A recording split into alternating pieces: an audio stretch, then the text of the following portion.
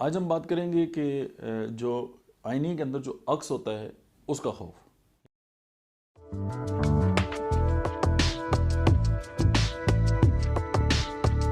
यानी आईने का खौफ नहीं, आईने के अंदर अक्स अक्स देखने का खौफ। और इसको हम कहते हैं केटोट्रोफोबिया।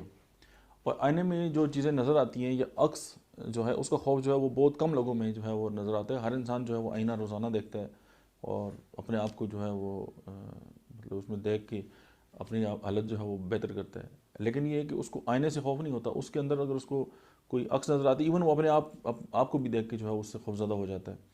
और उसको लगता है कि ये कोई मफूकुल फितरत जो है, सुपर नेचुरल जो वो चीज़ है, या उसकी बैकग्राउंड में कोई इस तरह की चीज़ है, या उसका कोई साया उसको उसके अंदर नज़र आ गया, तो वो उससे जो है वो खौफज़दा हो जाता है।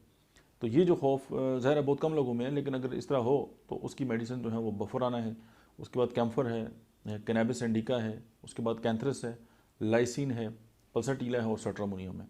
तो इन अद्वियात की मदद से आप जो है वो इस खौफ पर काबू भी पा सकते हैं और आपके जो पेशेंट है आप उससे उसकी जान छुड़ा सकते हैं।